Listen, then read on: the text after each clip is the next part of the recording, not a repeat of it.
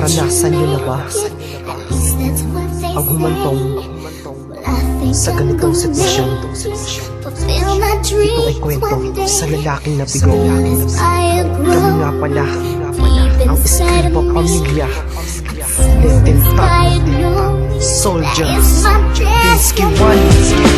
Ako ay nagmahal sa babaeng walang kwenta. Binigay ko ang lahat, pero ba't mo nagawa na ako'y saktan at walang ganon-ganon na lang? Meron ba akong kasalanan? Di ba wala naman? Tadhana ba ang gumawa? Kaya ako'y nasasaktan. Tapat ako na magmahal, pero bakit mo sinaktan? Kaya ako'y nagtatanong, eto ba ang kapalaran ko? Ang masaktan at lumuhan ng gusto. Sa relasyon na ako na lang palaging biktima. Pagod na ako magmahal, baka masaktan ba? Dahil habang tumatagal, lalo akong nasasaktan. Puro galit at inis ang aking nararamdaman. Tama ba na ako ipagpalit sa lalaking sa liway na nakit? Tama na ang ginawa mo sa akin, puso ko'y puno na ng hinakit. Ayoko na, tama na nga, puso ko ay napapagod na na magmahal na tulad ko, kaya naman paalam na.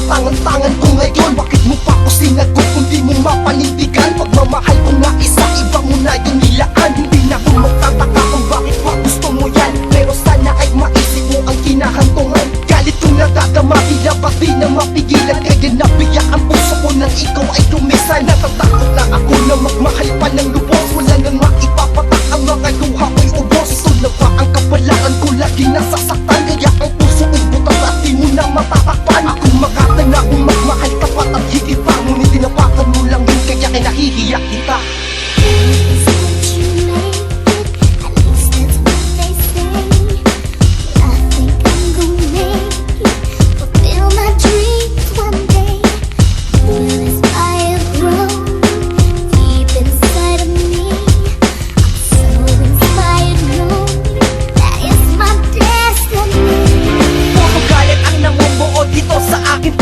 Malaman-laman kung ikay sumasabay sa uso. Di ko inaasahan na ang lahat ng tumabad. Pagbukas ko ng iyong kwarto, kayo ay nakahubad. Isinara ng padabog at dahan-dahang umalis. Biglang tumulo aking luha, tumakbo ng mabilis. Lumilipad ang pag-iisip, di alam kung saan patungo. Landas na tatahakin sapagkat hindi to biro. Nawalan ako ng malay at sa pagmulat ko